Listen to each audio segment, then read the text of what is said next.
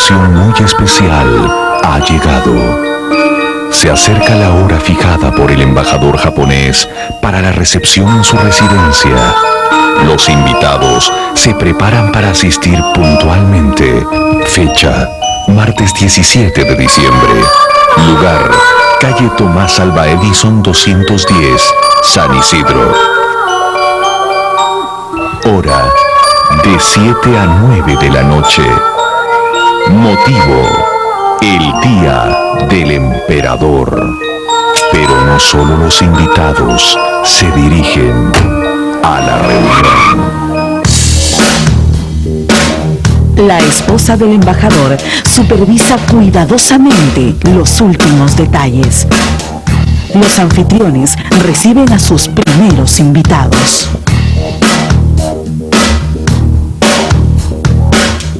Esa noche aparentemente tranquila, una siniestra ambulancia recorre las calles de San Isidro. En su interior, 14 individuos se dirigen hacia una desquiciada y sangrienta aventura.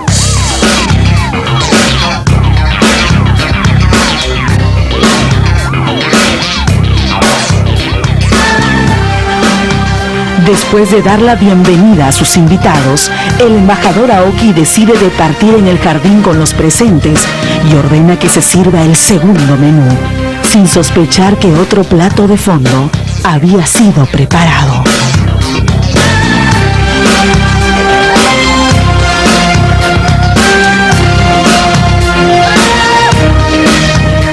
Como respondiendo a un llamado de emergencia, la falsa ambulancia se estaciona frente a una casa vecina. Atacan al vigilante. Ingresan rápidamente.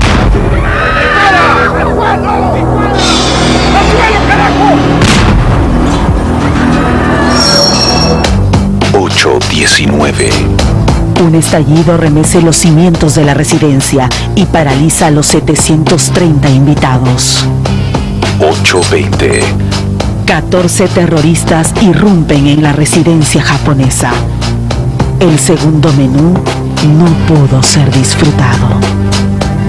Había una gran confusión, se pensaba que era algo que ocurría fuera de la embajada. Pero a medida que pasaban los minutos siguen incrementando la balacera y ahí sí optamos por correr. Entonces yo tomo la delantera y corro a un depósito, un cuarto muy pequeño. Estábamos conversando y se produce los primeros disparos. Entonces la señora me jala, me dice, vamos, me dice, vamos a salir. Digo, no, le digo, no pasa nada. Y comienza los griteríos, las amenazas, los disparos.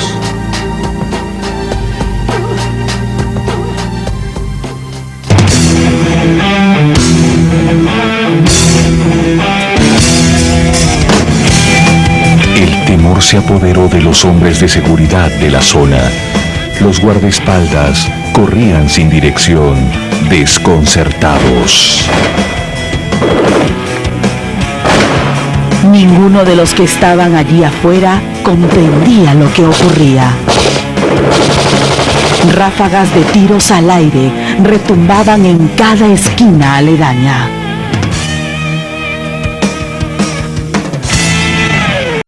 Lo terrible era no saber de dónde venían los disparos. Entonces uno se sentía, es la sensación de estar en mitad de un fuego cruzado, en realidad estábamos en fuego cruzado.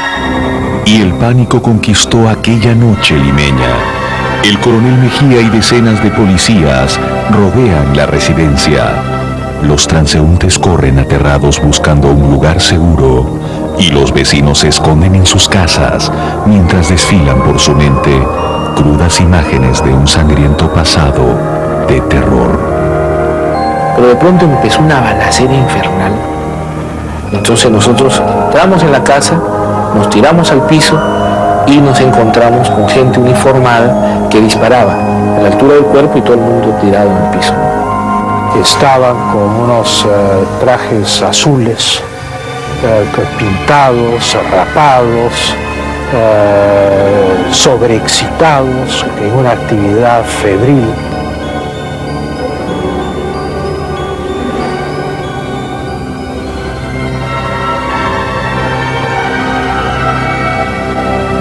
terror y la incertidumbre empezaban su reinado en la residencia y casi de inmediato la noticia llegó a Palacio de Gobierno.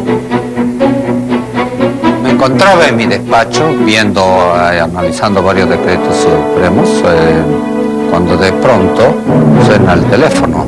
El mismo oficial a los pocos minutos vuelve a llamar por el teléfono, yo ansioso naturalmente, me dice que se trata de unas bombas que suenan al interior de la residencia de la embajada japonesa. Dejé los papeles a un costado y estaba a la espera de la información para poder tomar las medidas correspondientes en una situación que yo consideraba ya desde un inicio de emergencia. De pronto, la policía en su desesperación dispara gases lacrimógenos al interior. Gran tensión se respira en el ambiente. Entonces todo el mundo se echó al suelo para poder respirar y usábamos el agua de los floreros para ponernos agua fresca en la cara. Creó una tremenda sensación de angustia entre todos los hombres y mujeres, pues los terroristas en principio cerraron las ventanas, lo cual aumentó más la sensación esta de angustia. Yo todo el tiempo la sensación que tenía era de absoluta incredulidad, de irrealidad. Decía, esto no puede estar pasando, o sea, acá hay un error, era todo caótico. Y de repente escuchamos órdenes, ¿no? Todos al piso y todo con un lenguaje como muy violento, muy agresivo.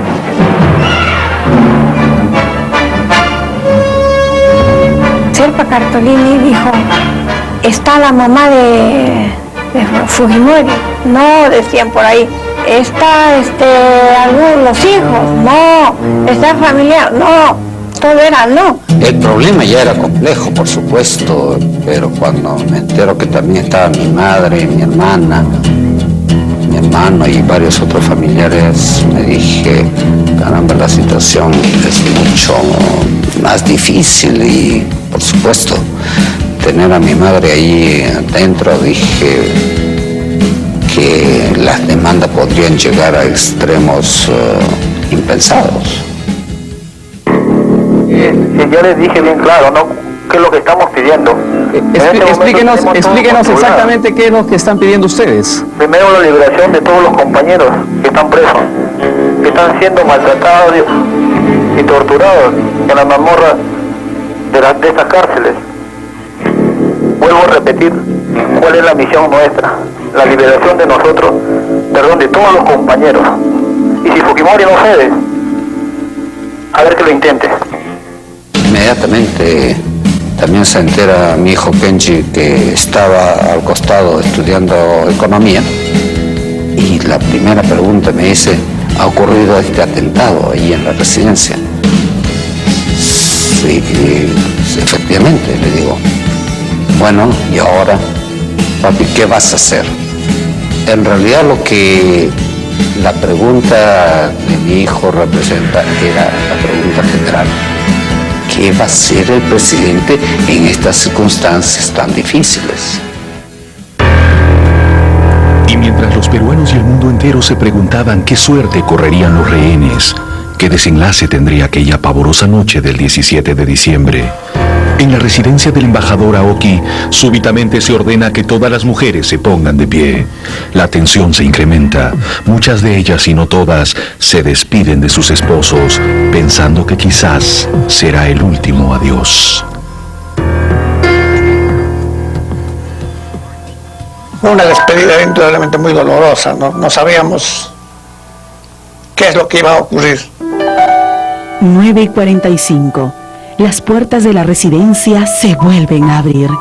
El mundo observa atónito. Se libera a 2 grupos de rehenes, ambos de mujeres. Ustedes no digan nada en la televisión, quiénes están nomás, ustedes manténganse al margen de todo. Señor, por favor. ¿Ustedes han tratado bien, señora? ¿Cuántas personas más quedan? Por favor, ayúdenos para que la familia... Señora, tranquila, por favor.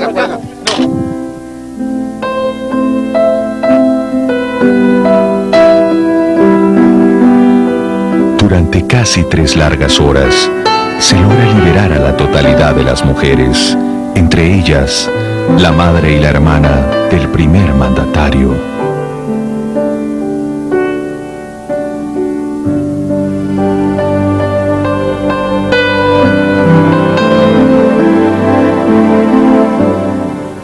Estando en Palacio, tenía llamadas del canciller Tudela y del embajador Aoki, ambos tratando de comunicarse conmigo. Pero yo digo que si me pongo en contacto con ellos, le contesto el teléfono, entonces inmediatamente el cabecilla de este grupo podría tomar el teléfono, emplazarme a mí, ponerme condiciones y entonces darme un ultimátum. Ese ultimátum sí sería terrible porque ya no habría mucho margen de maniobras. Faltan pocos minutos para las 12 de la noche. Los emerretistas saben que no pueden controlar a un grupo tan grande de rehenes. Deciden liberar a la totalidad de los mozos y personal de servicio de la residencia. De pronto, el edecán, comandante Rodolfo Reategui, se integra a este grupo y queda libre. Va en busca del presidente. Me informa de que se había fugado y que se calculaba él que podría haber 14 a 18 terroristas muy bien pertrechados. La tensión ya en ese momento con más de 300 rehenes era enorme. La gente estaba hacinada. Así, a solo 7 días de la Nochebuena, la ilusión de una Navidad pacífica para cientos de familias se quebró en 1000 pedazos. Los 14 subversivos instalados dentro de la residencia amenazaron y torturaron a los indefensos rehenes, haciéndoles vivir angustiosas horas, mientras ya desde esa primera noche su drama era transmitido a todo el mundo. Y así, para los encargados de llegar a una solución, vendría la tensión de velar por los rehenes sin ceder al terror, bajo la severa mirada de la diplomacia internacional. Ha transcurrido la primera noche y la toma de la residencia ya causa revuelo alrededor del mundo. Ahora en Lima, en la residencia del embajador japonés, un grupo armado mantiene retenidas a 200 personas. 2 de los rehenes son españoles.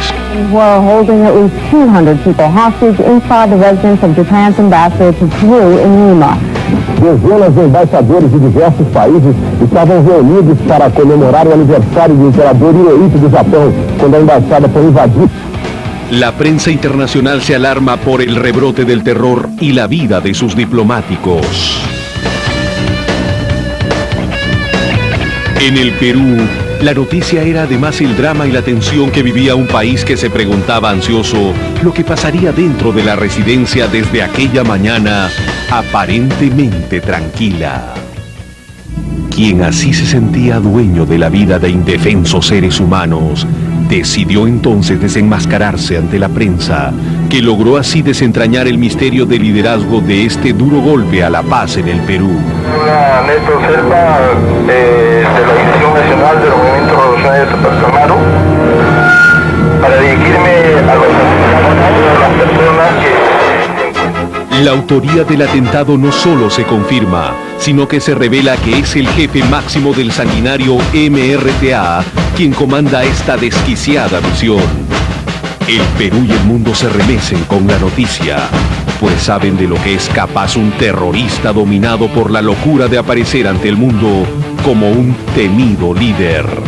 El Perú demostró durante estos años su capacidad para luchar contra el terrorismo, su compromiso por la pacificación del país, y en esta circunstancia tenía nuevamente que mostrar firmeza. Aquella primera mañana del asalto, el MRTA había logrado poner en marcha su cruel táctica. Nos tenían tirados en el suelo con la cara mirando al piso, las manos en la cabeza.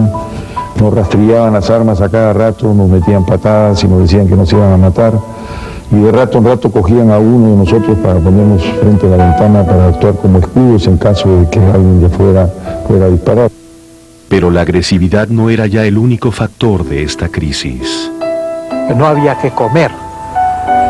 Ya tarde en el día creo que trajeron unos panes y recuerdo que entre 4 rehenes nos dividíamos un pan. De pronto en Palacio de Gobierno se recibe un clamoroso pedido. Es un fax enviado desde la propia residencia, firmado por el embajador Aoki, el canciller Tudela y muchos diplomáticos más. En él se transmitían las desesperantes circunstancias del encierro, la crisis producida por la violencia y por la actitud agresiva de los subversivos, y se pedía en nombre de todos los rehenes al gobierno que se establezca un diálogo inmediato con el MRTA. La conclusión era pavorosa. Los terroristas daban un ultimátum hasta el mediodía. Nuestra determinación era que con los terroristas no se negocia.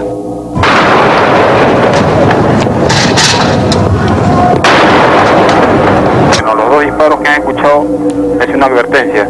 Señor presidente, si dentro de 20 minutos no tenemos una respuesta, empezaremos a cobrar nuestra primera víctima.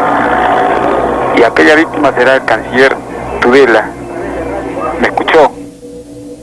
Luego del ultimátum, cualquier detalle minúsculo provocaba tensión en esos momentos críticos y hacía crecer el nerviosismo entre los desesperados familiares que anhelaban una pronta solución. Yo quiero que me devuelvan a mi papá. Eso es lo único que quiero. A las 12:30 me llamó alguien de Cancillería y me dijeron, bueno, ya son las 2:30 y el ultimátum no se ha cumplido, o sea que no te preocupes. Y yo le digo, ¿qué ultimátum me estás hablando? Entonces me dice, ¿cómo? ¿No has oído que dijeron que hacia las 12 del día no se cumplían los requisitos, lo mataban a Pancho? Dije, no me había enterado para nada. O sea, en el fondo tuve suerte porque hubiera sido una media hora espantosa, ¿no? Los terroristas no podían perder su principal presa para negociar. Y luego de que esa amenaza no se cumple, ya ahí recién pudimos fijar el marco muy estrecho en que los terroristas podían maniobrar. Es decir, era la entrega de las armas y una salida hacia el exterior. Serpa, desconcertado, cambia la estrategia enviando emisarios y suelta a algunos rehenes enfermos junto a un grupo de diplomáticos. Entre los 8 liberados estaba el embajador de Canadá, Anthony Vincent, quien más tarde integraría la comisión de garantes. Yo no sé exactamente cuándo vamos a estar en contacto con la gente en la residencia y yo no sé si vamos a regresar físicamente hoy día o mañana. En la residencia, el hacinamiento es tal ese primer día que los asaltantes no pueden controlar la situación. Liberan a 4 ancianos. Ellos volvieron rápidamente al calor de sus hogares. Sin embargo, quedaban cientos de prisioneros para quienes la libertad estaba envuelta en la más grande incertidumbre. La incertidumbre de no saber cuándo va a terminar. Eso es realmente complicado para el ser humano. Y el otro nivel de incertidumbre es cómo va a terminar. ¿Cómo va a terminar nuestra situación? ¿En paz, en la vía pacífica o en la vía violenta? ¿Vamos a seguir vivos o muertos? Y a la espera de ese incierto final, el Perú y el mundo vieron aparecer un desorientado invitado que había perdido el conocimiento la noche anterior ante el shock del asalto. Al despertar, ignorando el estado real de la crisis, tuvo que ingresar nuevamente a la residencia ante la invitación de los emerretistas. Todos estos detalles eran transmitidos ininterrumpidamente por más de 2.000 periodistas acreditados entre nacionales y extranjeros que pagaron entre $300 y $4.000 el metro cuadrado por las mejores ubicaciones en la periferia de la residencia. Pero ellos no eran los únicos interesados en la mejor visibilidad. Había alquilado una serie de departamentos en los alrededores a los precios que pedían los propietarios, compitiendo con los canales de televisión que querían tener la mejor ubicación posible. También habíamos tomado algunas habitaciones en la clínica que estaba al costado para poder tener mejor visión y mejor comunicación. Es decir, prácticamente los agentes de inteligencia tenían rodeado toda la residencia. Mientras, el presidente Fujimori enviaba una carta al presidente Clinton haciéndole saber que la crisis suscitada con los rehenes, muchos de los cuales eran estadounidenses, era la principal preocupación de su gobierno y que un equipo especial liderado por él mismo estaba haciéndose cargo de buscar una salida pacífica al problema. Las presiones también venían desde el mismo Japón. El canciller Yukihito Ikeda llegó a Lima para instar al presidente a una salida rápida y sin consecuencias penosas. Mientras tanto, el gobierno comenzaba a obtener resultados en sus primeros contactos con el MRTA. Recibí el encargo de Néstor Serpa. Me hacía saber que el MRTA había sido generoso en liberar a las personas de más edad. Mi respuesta fue inmediata. Le hice saber a Serpa que no era tan generoso, que yo consideraba que había liberado a estas personas porque realmente no servían para los fines que él estaba persiguiendo. 38 rehenes respiraban aires de libertad desde aquella noche. Era evidente que los terroristas no podían mantener supremacía sobre tantos habitantes. Señalamos que a través de la Cruz Roja Internacional hemos solicitado una comunicación telefónica con nuestros compañeros detenidos a fin de conocer cuál es su actual estado de salud. Cumplido este gesto por el lado del gobierno, procederíamos a liberar una cantidad significativa de personas detenidas y no vinculadas a la política de gobierno. Gobiernos, embajadas, autoridades, todos seguían pidiendo una solución definitiva al gobierno. La estrategia ya estaba en marcha.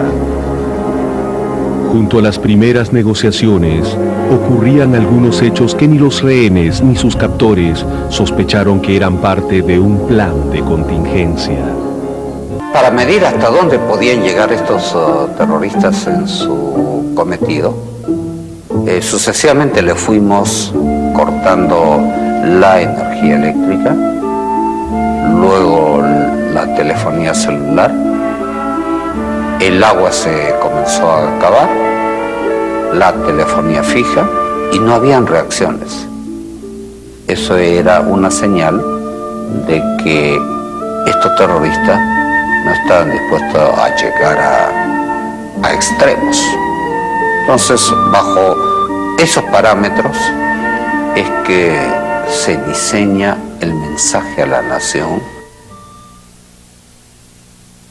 Que los captores depongan las armas ante una comisión de garantes y que faciliten la evacuación de todos los rehenes, sin excepción. De esta manera, también quedará descartada la posibilidad del uso de la fuerza por parte del Estado peruano y de allí, con toda garantía, una salida que se puede estudiar. Así el camino ya estaba definido. El presidente y su interlocutor buscaban denodadamente una solución negociada. Quienes vivían bajo el manto del terror sintieron por fin la esperanza de que la preciada libertad por fin llegaría. Pero faltaba un largo camino por recorrer. Presiones de todo tipo, intransigencia del MRTA, todo ello jugaba en contra. Por eso el presidente Fujimori se vio obligado a preparar, en el más estricto secreto, otra alternativa para salir de este oscuro túnel. El 22 de diciembre, 225 rehenes son liberados. Del mismo modo, mantendremos todavía con nosotros señores diplomáticos de Asia y América Latina, cuya salida la iremos evaluando. 10.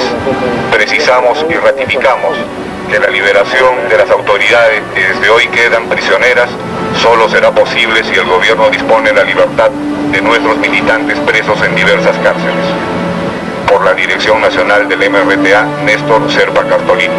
Esa noche, los liberados, sus familias y el Perú entero vivieron emociones inolvidables.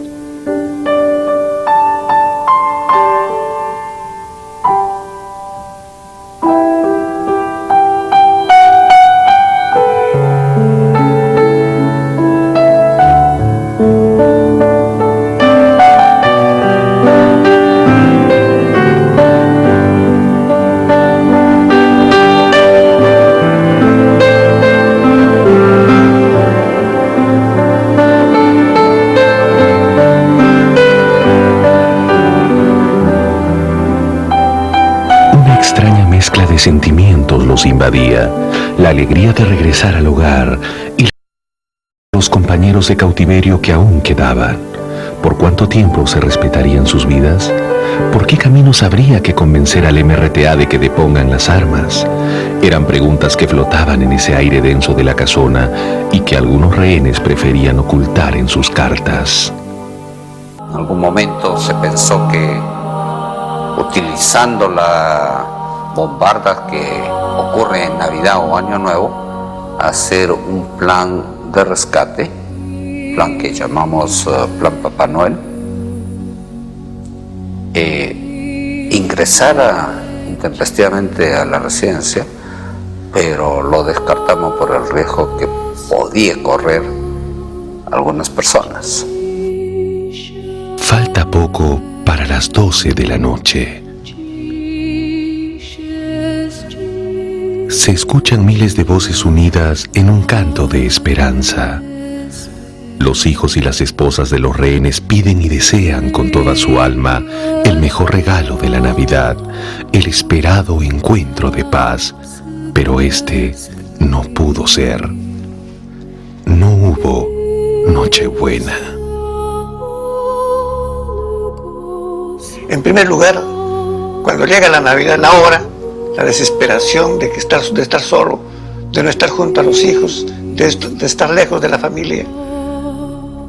La desesperación de que cómo estarán ellos, cómo estarán recibiendo ellos esa Navidad con la falta de uno. Y la otra, positiva, el abrazo fraterno, pero como si se hubiera vivido toda la vida con los japoneses. Una cosa que no puedo explicar, una emoción rarísima, tener esas dos cosas contrarias, ¿no?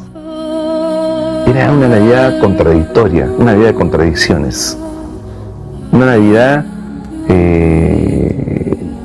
de solidaridad, de paz, pero que al final rodeado de ametralladoras y de violencia, ¿no? Una celebración compartida contra nuestra voluntad, muy difícil de describir como ambiente.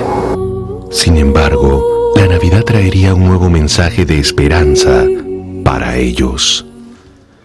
Un misterioso regalo que se convertiría en un canto de liberación y un visitante con otro regalo para sus abatidos corazones, una palabra de aliento. Monseñor Cipriani es autorizado a ingresar a la residencia. Y cuando te abren una rendija para entrar a la puerta, ver una casa prácticamente en ruinas, todos los muebles deshechos, está la gente del MRTA con sus pañuelos, y delante de mí están Francisco Tudela y el embajador Aoki. Y les digo a todos en voz alta, el que quiera confesarse puede pasar a conversar. ¿Por qué digo esto? Porque yo veo que ese polvorín puede explotar en cualquier momento. Me asomo, veo la cola inmensa, inclusive los japoneses, muchos de ellos que no tienen fe. Digo, no, aquí quieren hablar todos. Y entonces digo, no, tenemos que tener la misa. La tensa atmósfera empezó a esfumarse. Un Un gran paso ya se había dado y las plegarias que se elevaban entonces convertían a ese fortín terrorista en un templo de la libertad. Cantaron ellos el Noche de Paz en el momento de la elevación de la hostia, y yo creo que muchos de ellos, con cierta, vamos a llamarle vergüenza, pues estaban llorando.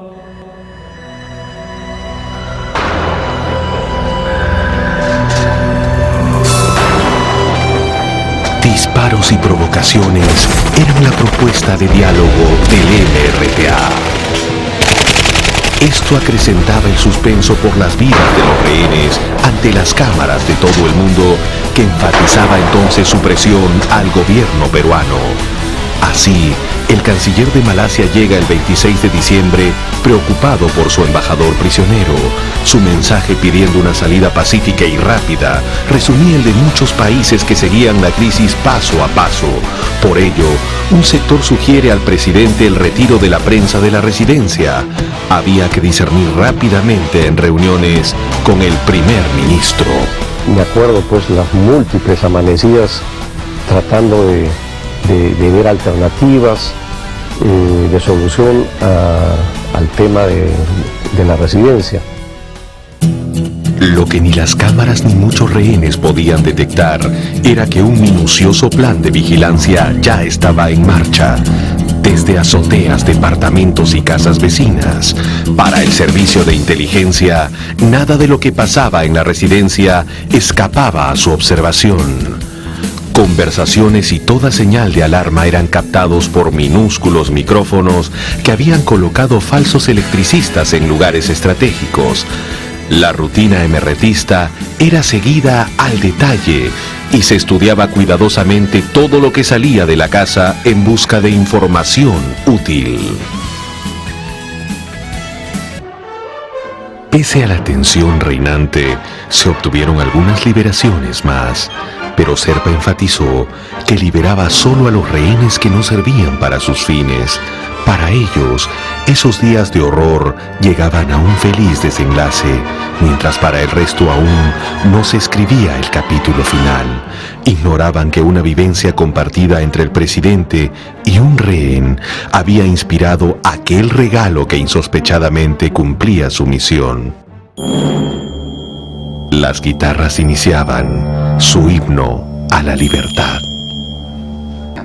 Si es que los terroristas dejan pasar la guitarra, ¿por qué no incorporar un micrófono ahí adentro? Y efectivamente entonces se prepara una guitarra ad hoc con un micro de larga duración, de gran potencia, pequeñísimo, y se logra introducir esa guitarra que nos permitió tener información y posteriormente comunicación directa con los rehenes. 31 de diciembre. Súbitamente, un grupo de periodistas ingresa a la residencia tomada. Una sorpresiva conferencia de prensa asombra al mundo. Pero sí es mantener en las peores condiciones de aislamiento a los prisioneros del MRTA, buscando que psíquicamente sean quebrados y físicamente, lentamente, terminen muertos ahí en la prisión. No conocemos las prioridades del diálogo que se viene llevando a cabo, pero naturalmente tenemos la esperanza de que todo marche bien. それでは日本語で申し上げますが、今回のような Esta conferencia de prensa no solo develó el misterio del interior de la residencia, sino que también permitió conocer el peligroso armamento con que contaba el enemigo.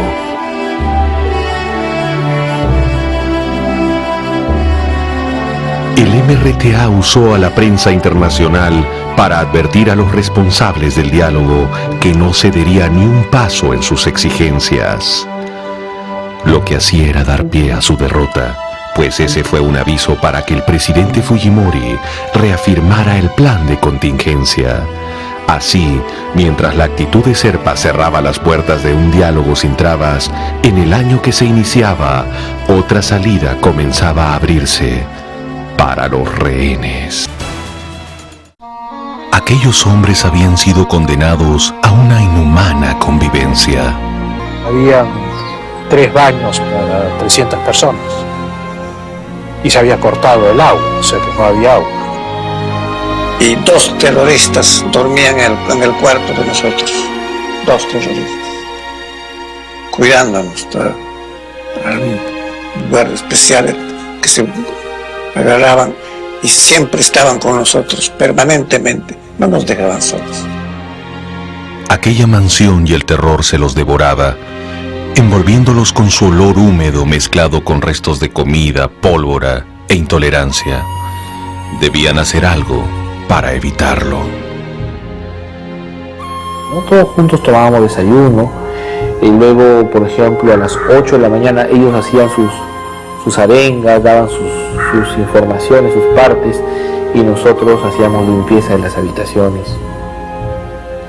Nunca hubo una persona que le diga a otra, haz esto o haz lo otro. Sino que voluntariamente cada cual hacía lo que creía conveniente hacer. Y había otras actividades también, como los compañeros dictaban conferencias sobre sus empresas. Siempre tenemos que estar ocupados en algo. Entonces vamos a enseñar idiomas. Entonces yo daba clases de francés también. La mañana era una mañana más o menos fácil, porque nos habíamos habituado a hacer algo. Las tardes eran muy largas y las noches eran terribles, porque realmente a las 9 de la noche ya se habían acabado las velas, había que dormir. Un adulto que duerme 5, 6 horas, 7 horas, a las 2, 3 de la mañana ya estaba uno con los ojos de este tamaño. A veces el silencio era una forma de escape, pero no duraba mucho. Los emerretistas imponían rápidamente su presencia. La propuesta política de los terroristas era lo que estábamos viviendo dentro de la embajada. O sea, la embajada se convirtió en un mini país totalitario, controlado por un pequeño grupo de tiranos. Y la incapacidad para la negociación de esos tiranos retrasaba aún más el desenlace.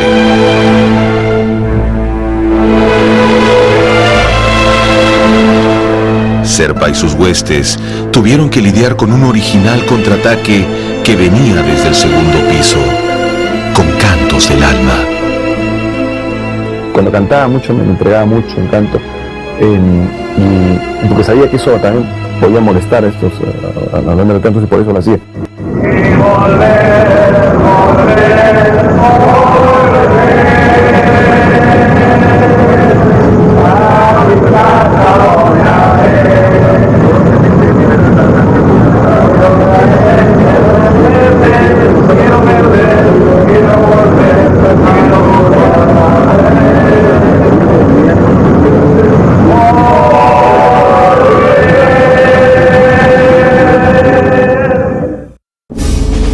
Pero esa no era la única guitarra que lanzaba su mensaje fuera de los muros de la residencia.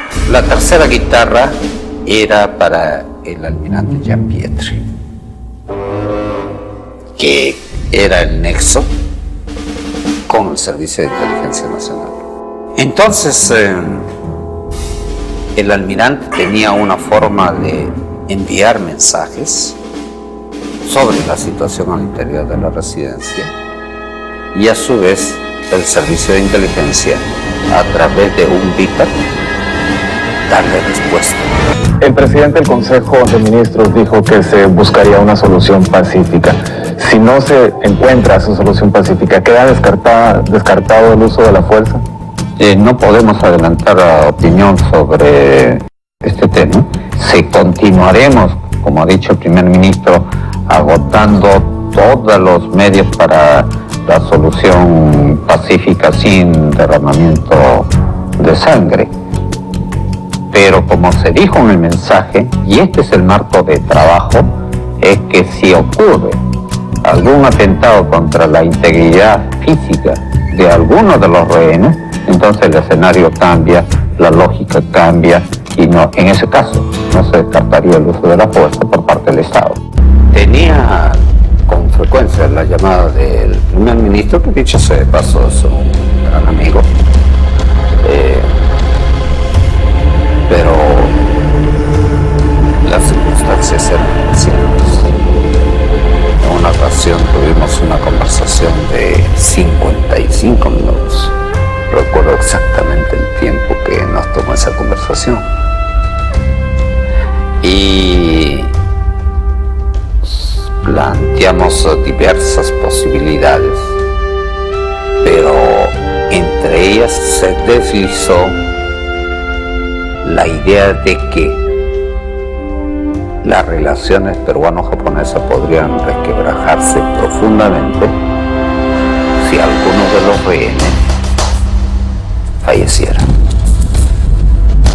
Los mensajes y la información recogidos por los micrófonos ocultos eran pues parte de un plan que aún debía esperar.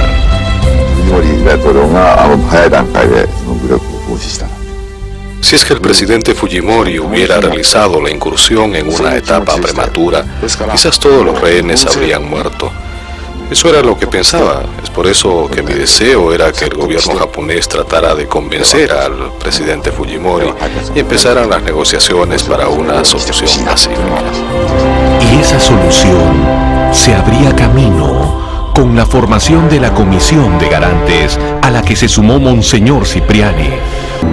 Lejos de allí, en el Parlamento japonés, el primer ministro Hashimoto señala como prioritaria la integridad de los rehenes, un mensaje que ya había llegado en voz de su canciller. Señalé que si hubieran muchas víctimas, las relaciones entre Perú y Japón estarían en graves problemas.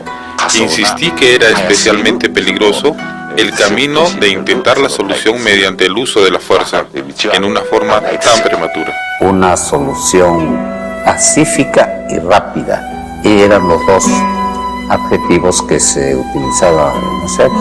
Pacífica y rápida, pero ¿cómo?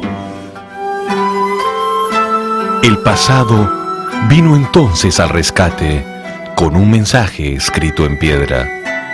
Si las conversaciones se trababan o surgía una amenaza a la vida de los rehenes, había una alternativa para el plan de contingencia. Es ahí cuando recuerdo la ruina de Chalín de Huántara e iniciamos la construcción de estos túneles. Quisiera mostrarles un documento inédito que es el primer bosquejo hecho por el presidente de la República del primer túnel que se iba a construir. Esta fue la misma casa por la cual ingresaron. Eran los primeros días de enero y ya se había iniciado la construcción de los túneles. Se tenían alquiladas todas las casas colindantes. Esta fue la que sirvió como primer centro de operaciones desde donde se comenzó a cavar el primer túnel, que más tarde se convertiría en la puerta de entrada de los comandos y en la puerta a la libertad para los rehenes.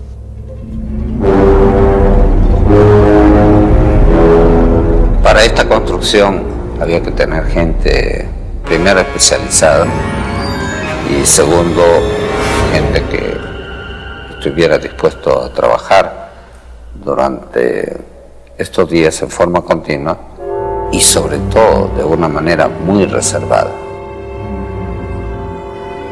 Los mineros encargados de hacer el túnel no podían ni siquiera comunicarse con sus familiares y dormían en una casa contigua a la residencia. La profundidad del túnel fue impresionante.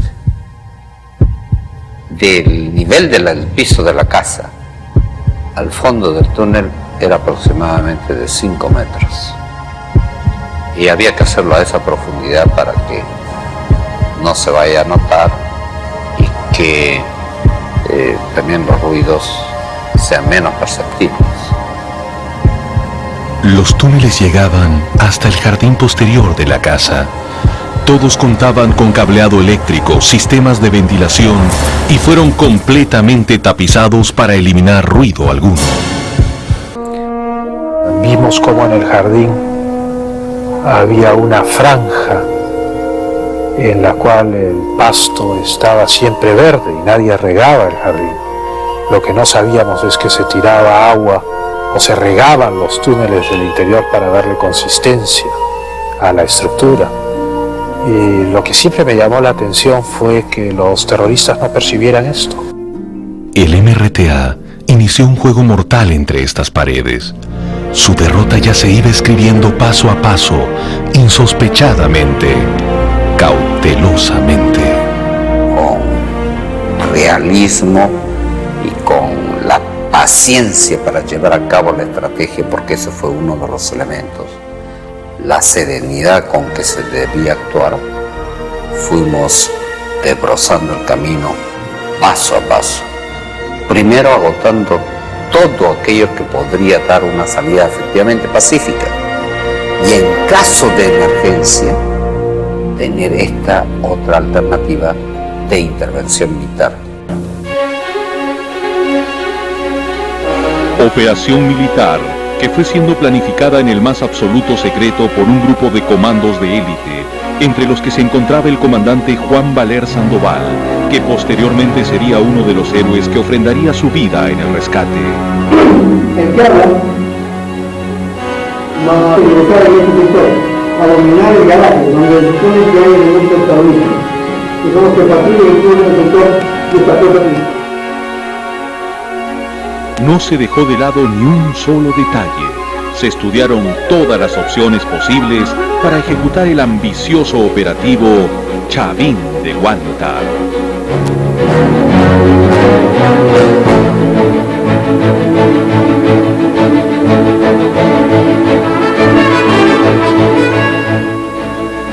Paso a paso, los comandos iban informando al presidente todos los avances en interminables reuniones de madrugada en las que se iban poniendo a punto todos los detalles con la participación directa del primer mandatario. Que le cuento ahorita. Primero que esto es cemento y es material noble y para salir de abajo para arriba va a ser difícil y va a demorar. Yo no digo salir va a ser simplemente un boquerón hasta llegar a la parte inferior del falso piso. No abrir el falso piso. La remembranza de las ruinas de Chavín de Huántar se fue convirtiendo poco a poco en el camino de salida a una locura terrorista que tenía secuestrados no solo a los rehenes, sino también a todos los peruanos. Los rehenes iban perdiendo cada vez más el miedo a la muerte, pero siempre con la firme resolución de regresar junto a la gente que los amaba. Esta promesa era reiterada, aunque veladamente, en las cartas que intercambiaban con sus familiares y que los unía en la distancia, a pesar de lo escuetas y genéricas que eran a veces, pues todas eran primero leídas, expurgadas y tachadas por el MRTA. Pero felizmente, una de esas cartas escrita en japonés logra burlar esta vigilancia y avisa que se están escuchando ruidos en el subsuelo. Me alarmo porque naturalmente estábamos siendo descubiertos.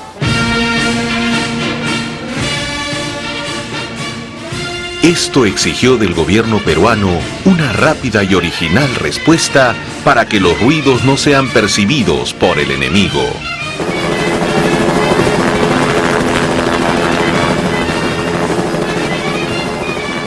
Se lo dije de frente, o sea, presidente, me han llegado enorme cantidad de pedidos para que por favor apaguen la música o la cambien. Pero no me acuerdo, me dijo, bueno, vamos a ver qué podemos hacer, ¿no? Pero claro, yo en ese momento no tenía ni idea de que era para tapar ruidos ni nada. El MRTA reaccionó como suelen reaccionar los terroristas, con violencia. Aquel disparo era para muchos un presagio de lo que podía pasar dentro en cualquier momento por la conducta impulsiva de los subversivos. Este incidente puso nuevamente al Perú bajo la mira de la presión diplomática del Japón. Hashimoto lo llamó. Y la conversación fue prácticamente insostenible. Ni siquiera pudieron cambiar ideas. Fue una conversación de un lado. Prácticamente quien habló fue el primer ministro Hashimoto. Tras una delicada estrategia diplomática, se acuerda una reunión que definiría el curso de la crisis. Es así que el primer ministro japonés y el presidente del Perú se reúnen en esta trascendental cita de emergencia que abriría el paso al desenlace del cautiverio. Fue en la reunión de Toronto en donde se hizo una negociación que duró toda la madrugada para sacar una declaración conjunta en donde se incorporó un artículo que fue la clave para que el presidente de Perú pudiera actuar. Este acuerdo, trabajado por ambas delegaciones en una larga sesión que los reunió hasta la madrugada, marcaba el respaldo de Japón hacia la posición del gobierno peruano en todo lo que éste hiciere para proteger a los rehenes cuando su salud física y mental estuviese en peligro.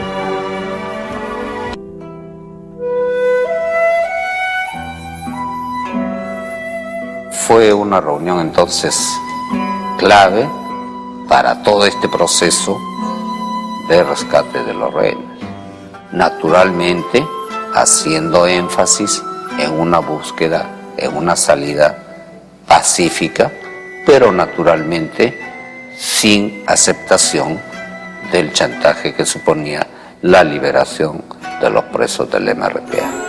Esta fue la misma férrea posición difundida por el primer mandatario peruano durante su inmediata visita a los Estados Unidos.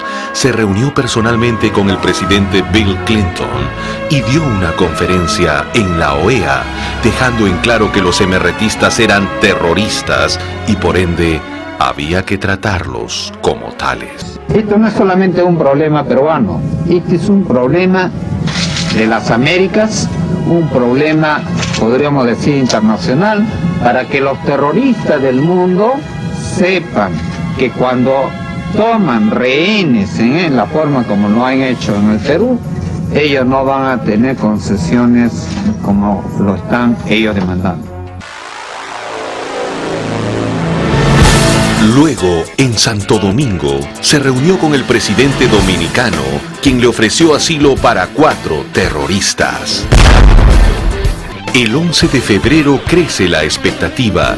Se da inicio a las conversaciones entre el interlocutor del gobierno y el MRTA, con presencia de los garantes.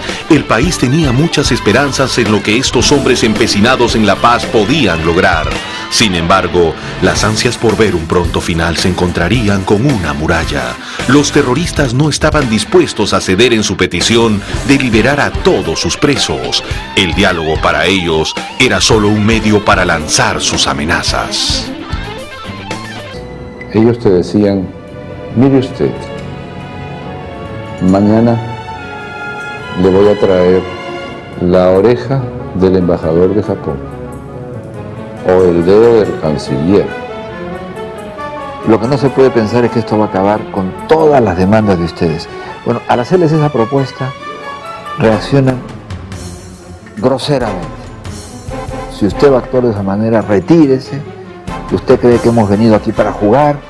Entonces ahí sí les digo, miren señores, denme el papel, yo me largo a mi casa y ustedes siguen. Yo he venido aquí para que usted me grite, ustedes me respetan. Ustedes no me dan miedo, acá tienen sus granadas, háganlas explotar. Monseñor Cipriani lleva un valioso documento, la lista de todos los presos del MRTA. Serpa muestra interés por algunos en especial. Se comienza una purga de la lista. Por un momento, parecía que podría llegarse a un acuerdo. Cuando ya se va llegando a una posible solución, nuevamente Serpa retrocedía y volvía con sus pedidos originales, ¿no? Todo se afinaba. El grupo de diálogo, el equipo de inteligencia y unos hombres que harían historia.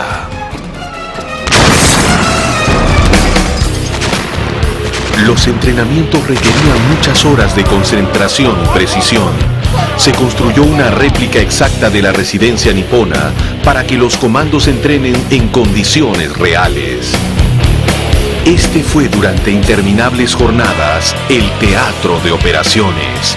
El objetivo, coronar una importante misión, rescatar a 72 rehenes, 140 hombres de temple, 140 peruanos dispuestos a dar la vida para salvar a los cautivos en esta histórica incursión.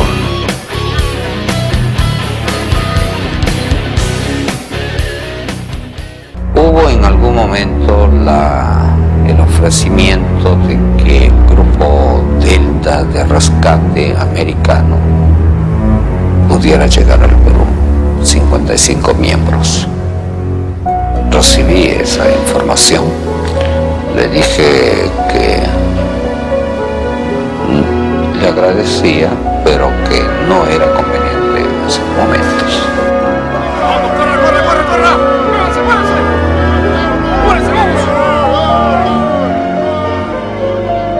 El operativo de rescate fue una concepción global, fue toda una estrategia con diversas medidas de carácter político, de carácter militar, de carácter de inteligencia o de ingeniería combinadas conjuntamente.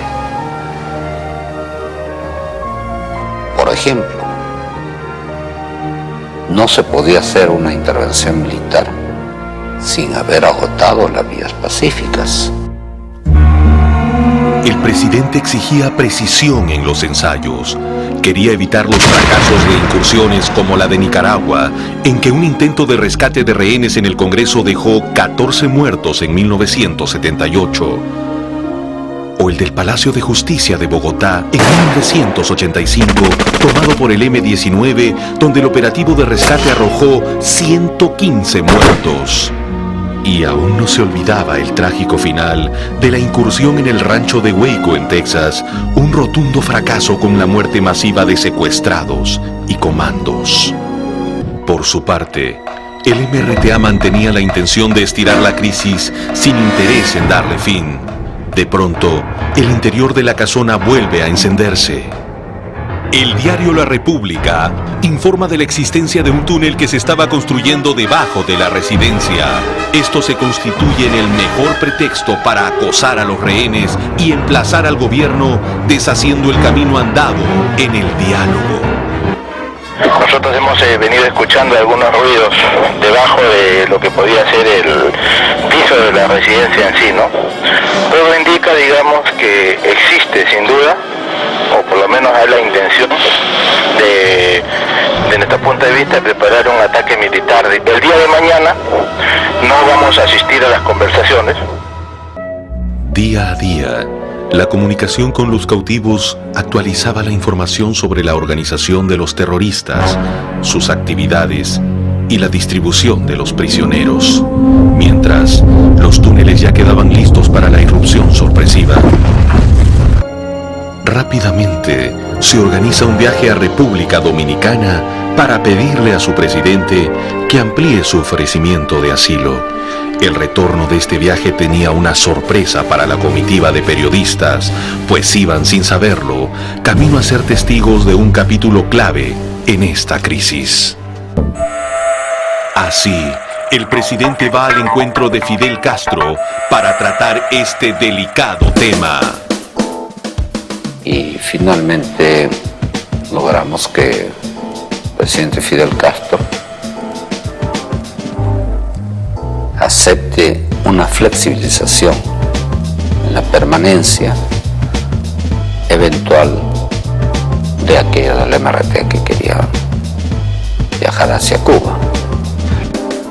El 18 de marzo de 1997, el vicecanciller japonés Masahiko Komura visita al Perú, exhortando al presidente para que atienda las concesiones del MRTA.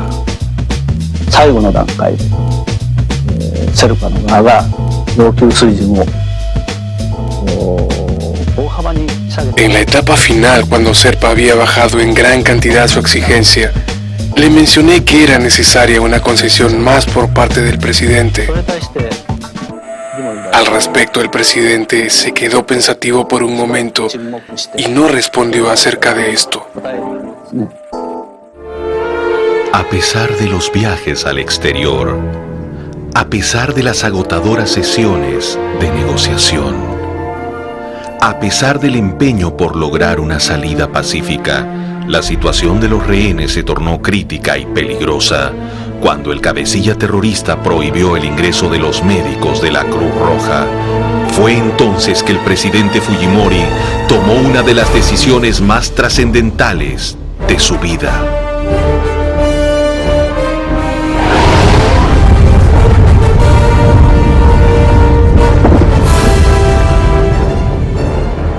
Entonces le indicó, proceda,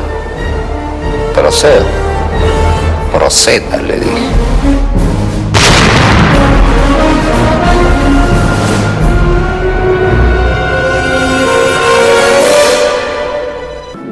Prácticamente la intransigencia de Serpa en relación al ingreso de los médicos fue el detonante. Yo soy testigo de excepción que él hizo todos los esfuerzos posibles por obtener una salida pacífica, pero una salida con dignidad para el país y para el mundo. Día por día, el Monseñor Cipriani y yo han dicho a los emeritistas, ustedes deben bajar mucho, funcionando. Pero ellos han insistido sobre sus demandas sobre los presos en las cárceles. Es cuando yo veo que ya no da más, que ya el número de presos está establecido, las normas están establecidas, cuando veo que ya no da más, digo, presidente, a mí se me está acabando la gasolina, estoy agotado.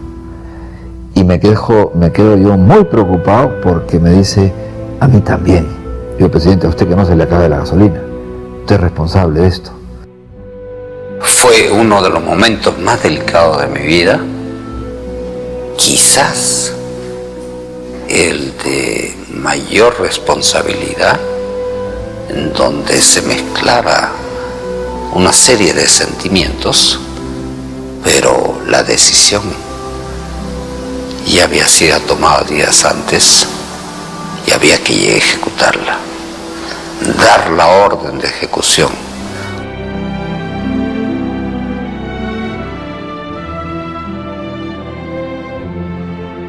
Y de acuerdo a la información de inteligencia, entonces acordamos que fuera esta operación de rescate el día 22. Hora aproximada, 3 de la tarde. 140 comandos ingresan sigilosamente a las casas aledañas. Avanzan por los 3 túneles y esperan la tan ansiada cuenta regresiva. El comando tiene como mística el dar antes de recibir. En esta oportunidad hemos tratado dar la vida a cambio de la liberación de los rehenes. Y lo hacemos con gusto por nuestra patria. Vamos a coronar todos los esfuerzos que hemos venido desarrollando hace varios meses atrás, con la única finalidad de volverle la tranquilidad a nuestro país, y seguro estamos de que el esfuerzo que nosotros estamos desplegando no es nada para todo lo que necesita la patria y nosotros. Que nos hemos entrenado bastante para esto y estamos conscientes y tranquilos de lo que vamos a hacer, de que no solamente es por el Perú, sino también por nuestra familia.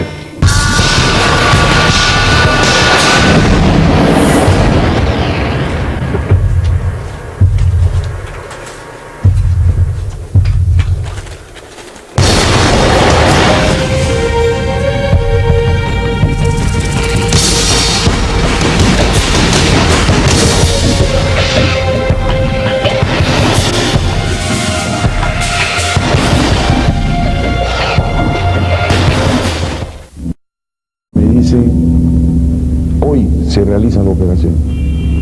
Entonces, esto le dije a Pancho Tudela, le dije, están abajo, Pancho. Y esto en cualquier momento ya se viene. Los terroristas y también los periodistas estaban seguros que si habría una incursión sería de noche. Sin saber que este partido iban a perderlo, como todas las tardes, Serpa, Tito, el árabe y el grueso de los terroristas se reúnen en el gran salón del primer piso para jugar su acostumbrado partido de fulbito. Estando en el despacho de la jueza, con uno de los edecanes, más miraba mi reloj que a la jueza, le respondía las preguntas, pero siempre atento a la hora, y observo que ya eran 3:02, 3:04, y en eso, aproximadamente eso de 3:10, suena el teléfono. En ese momento, el presidente Fujimori da la orden del inicio del operativo. Consciente de que esto estaba debidamente diseñado, doy la orden en una forma contundente. Pasan algunos minutos, largos minutos angustiosos. La tensión crece aún más cuando el presidente Fujimori recibe una noticia que pone en riesgo todo lo planeado. El operativo no se había iniciado todavía. ¿Pero por qué? ¿Por qué no se procede al operativo, al explosivo? Estamos perdiendo minutos y segundos valiosísimos.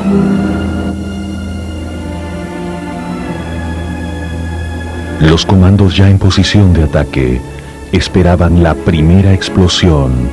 Esa sería la señal, pero había que esperar un poco más. Se estaban realizando los últimos preparativos con el almirante Gianpietri para evitar complicaciones de último minuto.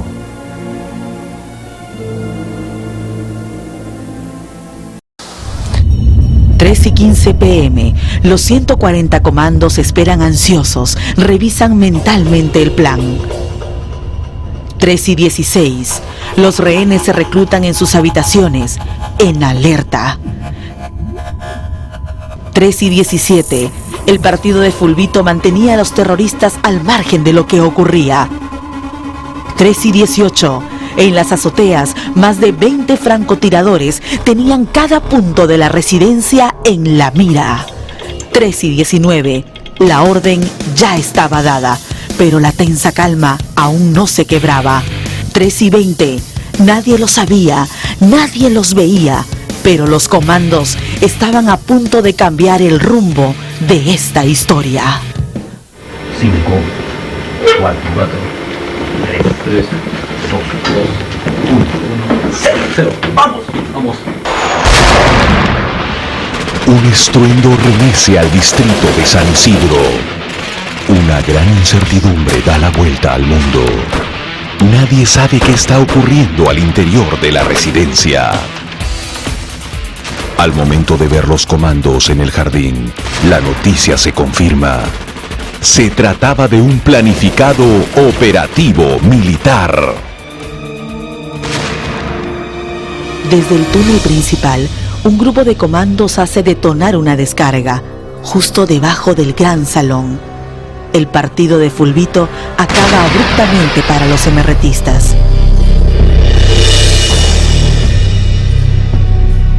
6 de los 8 subversivos que jugaban mueren en el acto.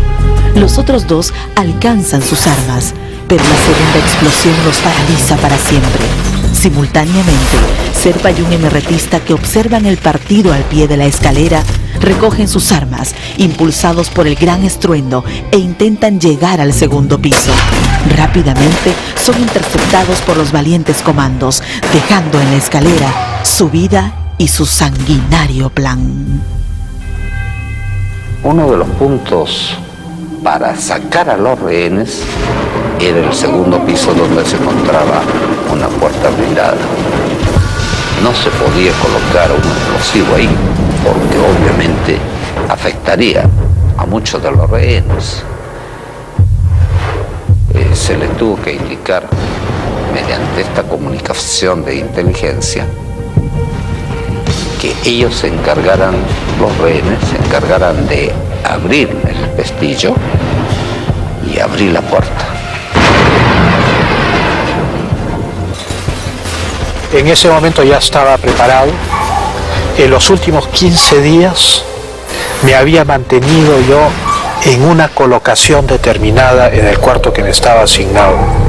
De tal manera que cuando los guardias y el guardia que me estaba asignado entraban al cuarto, siempre estaba yo en el mismo lugar. Eso fue lo que me salvó la vida, porque después de 15 días de no moverme de un solo lugar, el día de la operación cambié de sitio. Me fui a otro cuarto, esperé la detonación detrás de una columna, se produjo la detonación, salté a la terraza, crucé el cuarto y salté a la terraza, y naturalmente el terrorista entró corriendo al cuarto que me estaba asignado y apuntó al espacio donde yo siempre estaba, y el espacio estaba vacío. Pero fue ese minuto el que salvó mi vida. El canciller Tudela comienza a rampar hacia la terraza. Un terrorista le dispara a quemarropa. No da en el blanco. Insiste. Arroja una granada que estalla en el aire. Eran solo fracciones de segundo convertidas en eternidad. Y el terrorista que tenía atrás disparó 3 veces contra mí. Fue la tercera vez que me dio en la pierna.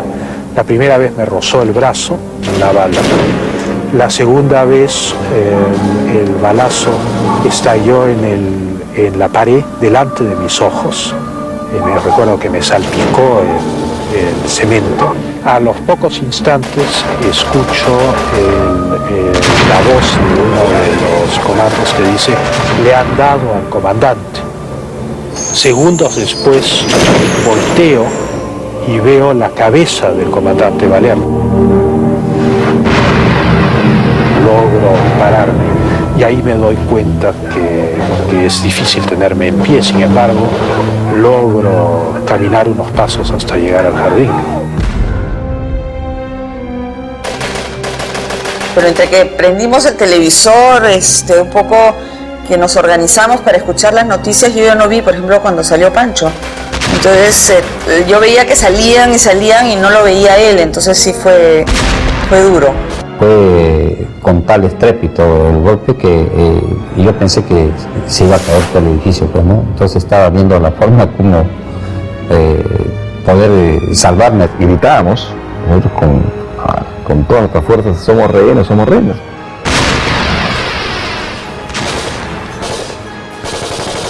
En ese momento me tiré al piso, ¿no? Otra persona, que es el ingeniero San Román, vino al mismo lugar, y el ingeniero Rodolfo Masuda estaba parado. Entonces yo le dije: Rodolfo, tírate encima, pero ustedes están ahí, pero tírate encima.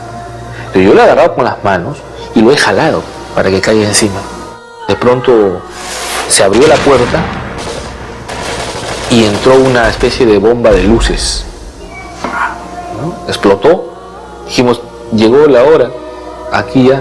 Y al instante, así como el hombre araña que cae encima, ¡plop!, un comando. Nos miró, nos preguntó, nosotros dijimos que éramos rehenes, etc. Nos identificó de inmediato y nos dijo que íbamos a salir. El capitán Jiménez, que estaba encargado de ingresar por el pasadizo de servicio en el segundo piso, sufre el impacto de esquirla de granada. Prácticamente no puede avanzar más, es evacuado. Y en esa zona se encontraban los magistrados y también los japoneses. Lamentablemente, el vocal Carlos Justi sufre el impacto de una bala en la vena femoral, es evacuado inmediatamente, llevado al hospital militar, y es allí donde me informan, cuando ya yo llego, que había tenido un infarto cardíaco. Estas imágenes inolvidables para todos los peruanos mostraban tal vez los momentos más emocionantes de la incursión militar, la tan esperada salida de los rehenes. Yo siento la liberación en el momento en el cual salto a la terraza. O sea, ahí ya no me importa, viva o muera, ya estoy libre. Recuerdo que uno de los compañeros de los rehenes me dice: ¿estás herido? Yo le digo: no importa, estamos libres. Pero no parece haber... Yo sentí como si hubiera caído en la suela, no me ha caído en la suela. Así uno se toma,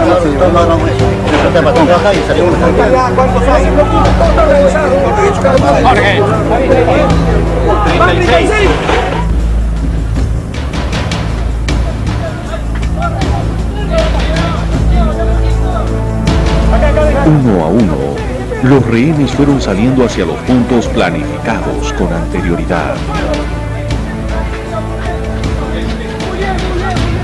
Despacio, despacio, despacio. Pégase, al suelo, señor.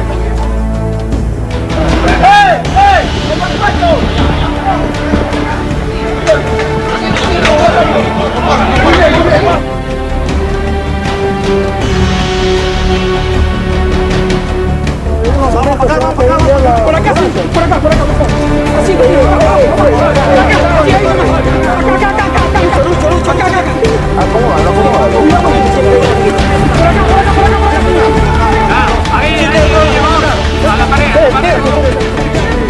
El impacto fue tan grande para ellos que no sabían ni cómo reaccionar.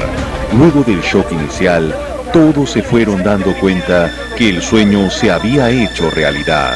Estaban en libertad.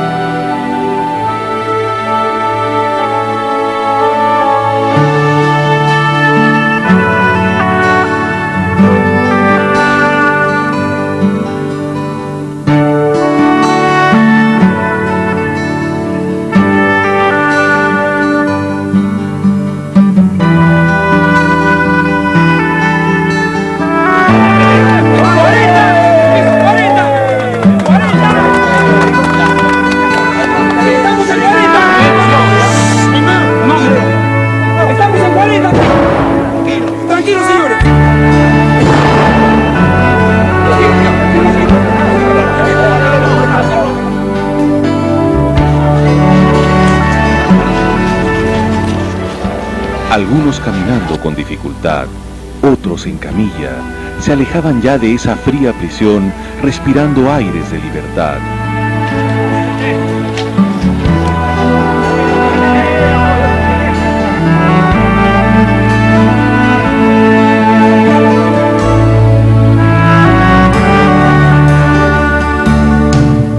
Muchos no podían ver bien. El sol los cegaba y por fin acariciaba su rostro después de 4 interminables meses.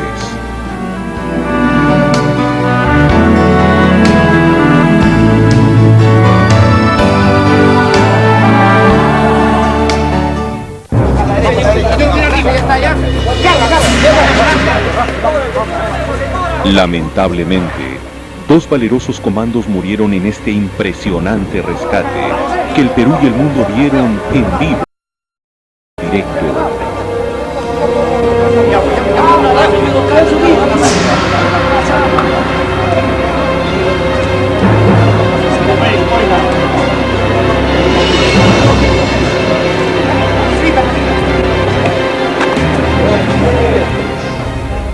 Finalmente, cae el símbolo del terror que había flameado en la azotea de la residencia, intentando demostrar un dominio y poder inexistentes sobre todos los peruanos.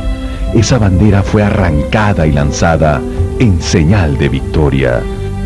Fueron 34 minutos inolvidables. La operación Chavín de Huántar había finalizado. Y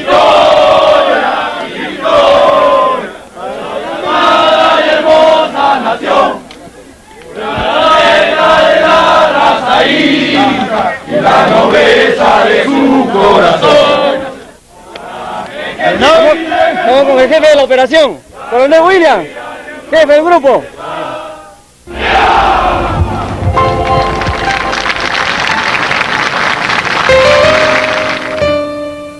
El presidente Fujimori arriesgó y ganó, dejando un mensaje para el mundo. Y para luchar, seguir luchando y seguir dominando a los terroristas. No vamos a ceder frente al chantaje terrorista. Lo prometí y lo cumplí.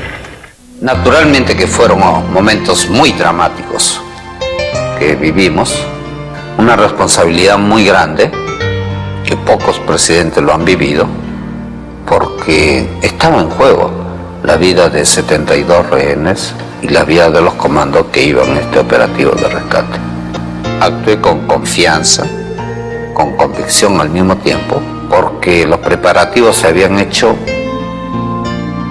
resolviendo y previendo los últimos detalles, al milímetro y al segundo. El Perú se volcó a las calles para celebrar y compartir la alegría de la victoria, para decirle a los terroristas que el país entero rechazaba su actuar y para expresar con aplausos y lágrimas su agradecimiento por tan espectacular rescate.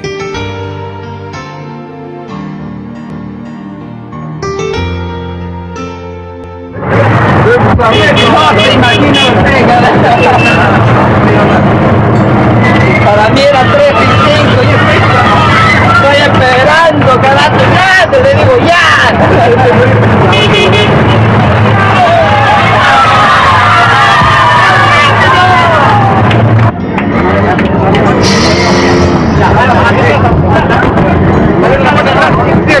Emocionado, presidente.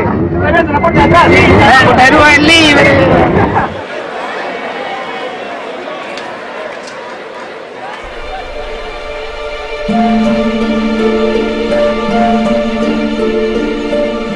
El reencuentro con los familiares fue emotivo y desgarrador. Nos reúnen en un comedor a todas las esposas y empiezan a llegar los rehenes que habían salido ilesos. Y es curioso porque yo vivía con ellas la felicidad del reencuentro sin yo poder estar con Pancho, pues sabía que estaba en la sala de operaciones.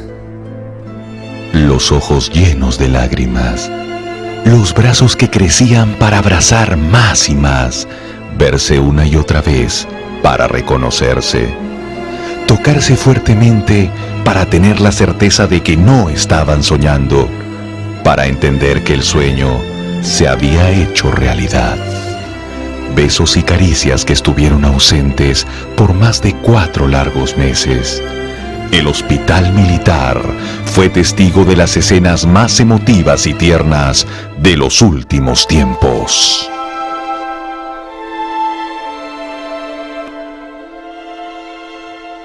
En esta operación Chavín de Huántar, lamentablemente, han habido algunas víctimas. Entre los rehenes se encuentra como fallecido el doctor Carlos Justi Acuña, magistrado de la Corte Suprema. Expreso en nombre de la nación mis sentidas condolencias a los familiares del doctor Justi. De otra parte, 2 bajas muy penosas: el teniente Raúl Jiménez Chávez y el comandante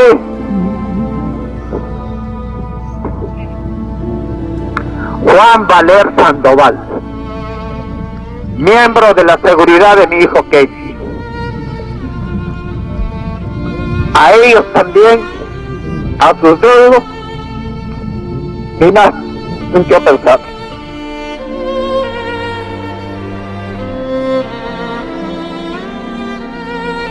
La carta que Valer escribiera momentos antes resultaría un mensaje para todos los peruanos. Tocan a mi patria y me convierto en una fiera, y si tengo que hacerlo, lucharé por verla limpia de daño. Conmigo, Kenny y todos tus amigos, Comando Patacute, viene, te recordaremos como los amigos, Titito.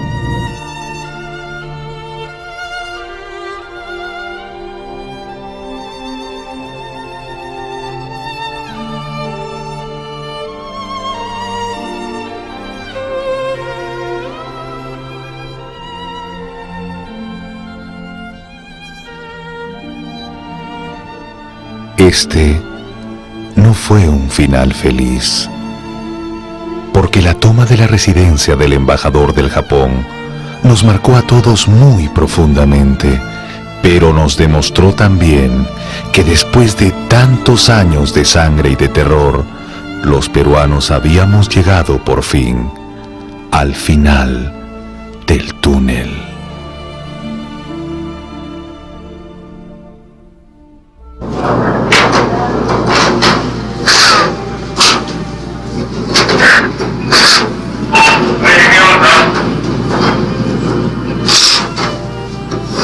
Perdonen. Por eso la muerte del doctor Yusti, la muerte de los miembros de las Fuerzas Armadas y la muerte de los miembros del MRTA como seres humanos me lleva, la verdad, a un dolor muy grande.